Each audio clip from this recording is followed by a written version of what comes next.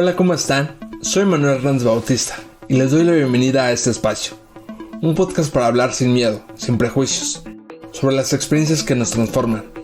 Aquí compartiremos historias, reflexiones y conversaciones sobre la vida, la discapacidad, la inclusión, la salud mental, el trabajo y los retos que muchas veces nos enfrentamos en el silencio. Porque cada historia merece ser escuchada y todos tenemos algo que aprender.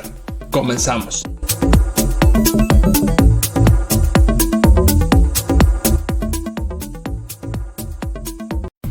Antes que nada, quiero agradecerles a quienes escucharon los primeros 2 episodios. Sé que ha pasado mucho tiempo desde que los grabé. Durante ese tiempo viví muchas cosas, cambié, aprendí y también enfrenté nuevos retos. Hoy regreso frente a este micrófono no porque tenga la vida resuelta, ni porque tenga todas las respuestas, sino porque sigo aprendiendo, creciendo y tratando de encontrar mi propósito. En los primeros 2 episodios les conté una parte muy importante de mi historia, el accidente que cambió mi vida. Les hablé del hospital, del coma inducido, de las operaciones, de las terapias y de todo lo que tuve que enfrentar para volver a ponerme de pie. Pero hoy quiero contarles algo que pocas veces se menciona cuando se habla de recuperación, porque salir del hospital no significa que todo terminó. En realidad, ahí comenzó otra lucha. Hoy quiero hablarles de una parte de mi recuperación que casi nadie vio. Cuando las personas escuchan la historia, suelen pensar que lo más difícil fue el accidente, el coma, las operaciones, la tracostomía, las broncoscopías o las terapias. Y sí, todo eso fue muy duro. Pero hubo otro proceso que, para mí, todavía fue más doloroso. Aceptar que después del accidente ya no era la misma persona. Aceptar mis limitaciones. Aceptar que algunas cosas que antes hacía con facilidad, ahora requerían mucho esfuerzo. Aceptar que mi memoria había cambiado, que necesitaba repetir varias veces la información y que tenía que utilizar diferentes estrategias para estudiar, trabajar y organizar mi vida. Yo quería recuperar exactamente al Manuel que era antes del accidente. Pensaba que si me esforzaba lo suficiente, algún día regresaría a ser todo como antes, pero con el tiempo comprendí una verdad que me costó mucho aceptar. Podía mejorar, podía avanzar y podía reconstruir mi vida, pero algunas secuelas permanecerían conmigo.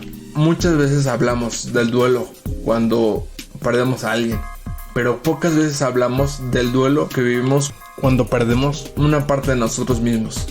Yo seguía vivo, pero sentía que había perdido a Emanuel de antes. Extrañaba la facilidad con la que podía recordar las cosas. Extrañaba no tener que explicar por qué necesitaba más tiempo.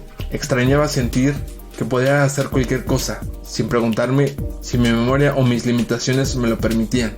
Hubo momentos en los que me comparaba con las otras personas y también con mi versión anterior. Esa comparación me lastimaba. Me preguntaba, ¿por qué a los demás les resulta tan fácil? ¿Por qué yo tengo que esforzarme el doble? ¿Por qué me pasó esto? Y también sentía enojo, frustración y tristeza. Algunas veces no quería aceptar que necesitaba ayuda, porque pensaba que al pedirla significaba reconocer que ya no podía. Con el tiempo entendí que aceptar una limitación no significa rendirse, significa conocer la realidad desde la cual tienes que seguir luchando. Además de enfrentar mis propios pensamientos, también tuve que escuchar las opiniones de otras personas. Algunos me criticaban porque no terminaba algo con la misma rapidez. Otros pensaban que no me esforzaba lo suficiente. Hubo quienes confundieron mis dificultades con flojera, con irresponsabilidad o falta de capacidad. No veían todo el esfuerzo que había detrás. No veían las veces que tenía que repetir la instrucción para recordarla.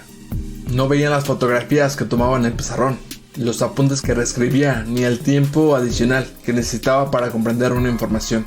Solamente veían el resultado y decidían juzgarme.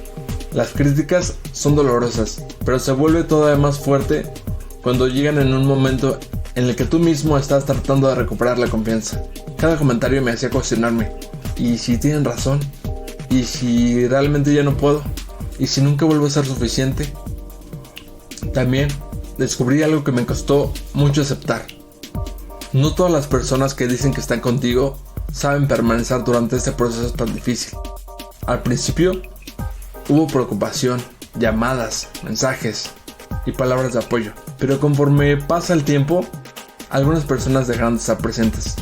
Tal vez pensaron que, porque ya había salido del hospital, todo estaba resuelto. O quizá mi proceso fue demasiado largo para ellas. Personas que pensé que me apoyarían se alejaron. Algunas permanecieron, algunas desaparecieron, sin dar una explicación. Otras estuvieron cerca físicamente, pero dejaron de escucharme o de intentar comprender lo que estaba viviendo. Y eso dolió. Dolió descubrir que algunas relaciones dependían de la persona que yo antes era. Cuando cambié, cuando necesité paciencia, cuando yo no podía comportarme exactamente igual. También cambió la manera en que me trataban. Me pregunté muchas veces qué había hecho mal. Llegué a pensar que mis limitaciones me hacían difícil de creer, de comprender o de acompañar. Pero con el tiempo, entendí que la ausencia de otras personas no define mi valor. Quien se alejó tomó su propia decisión. Yo no podía obligar a nadie a quedarse, pero tampoco debo culparme por necesitar apoyo durante uno de los momentos más difíciles de mi vida. La aceptación no llegó de un día a otro. No desperté una mañana diciendo, ya acepté todo lo que me pasó. Ha sido un proceso con avances y retrocesos. Hay días en los que me siento fuerte y orgulloso de lo que he conseguido, pero también existen días en los que mis limitaciones me frustran y me vuelvo a preguntar, ¿cómo sería mi vida si el accidente nunca hubiera ocurrido? Aceptar no significa que todo deje de doler. Aceptar significa dejar de pelear todos los días contra la realidad que no puedo cambiar y comenzar a trabajar con aquello que sí tengo. Tuve que dejar de intentar convertirme nuevamente en el Emanuel de antes. Tuve que conocer al Emanuel que sobrevivió, un Emanuel con secuelas y con limitaciones, pero también con experiencia, fortaleza, sueños y una nueva manera de ver la vida. Comencé a comprender que necesitar más tiempo no me hace menos inteligente. Pedir que me repitan una indicación no me hace incapaz. Utilizar estrategias para recordar las cosas no es una debilidad. Son herramientas que me permiten continuar. Aunque algunas personas fueron, otras permanecieron. También llegaron personas nuevas que conocieron mi historia, comprendieron mis dificultades y fueron capaces de mirar más allá de mis limitaciones. Aprendí que el verdadero apoyo no consiste solamente en decir, cuenta conmigo o échale ganas. Se demuestra con paciencia, respeto, empatía y presencia. Pero también descubrí algo muy importante. Yo tenía que aprender a apoyarme en mí mismo. Durante mucho tiempo busqué la aprobación de los demás. Quería demostrar que seguía siendo capaz, que podía estudiar, trabajar y cumplir mis sueños. Con el tiempo entendí que mi vida no puede depender de convencer a todas las personas. No todos comprenderán mi proceso, no todos creerán en mí y no todos permanecerán, pero sí tengo que permanecer conmigo. Si estás atravesando una enfermedad, una discapacidad, un accidente o cualquier situación que cambió tu vida, quiero decirte algo. Está bien extrañar a la persona que eras. Está bien sentir enojo, tristeza o miedo. Está bien reconocer que algunas cosas ahora son más difíciles. Aceptar tus limitaciones no significa que renuncies a tus sueños. Significa que quizá necesitarás un camino diferente para alcanzarlos. Las personas pueden criticarte sin conocer tu esfuerzo. Algunas pueden alejarse cuando más las necesitas. Eso duele y no tienes que fingir que no importa. Pero su ausencia no disminuye tu valor. Tú no eres solamente aquello que perdiste. También eres todo lo que has resistido, aprendido y reconstruido. Todavía estoy aprendiendo a aceptar mis limitaciones. Todavía existen momentos difíciles y comentarios que me lastiman. Pero ahora sé que no necesito volver a ser exactamente quien era antes para tener una vida valiosa. No soy el mismo Emanuel y aceptar eso fue doloroso. Pero Emanuel, que soy hoy, sobrevivió.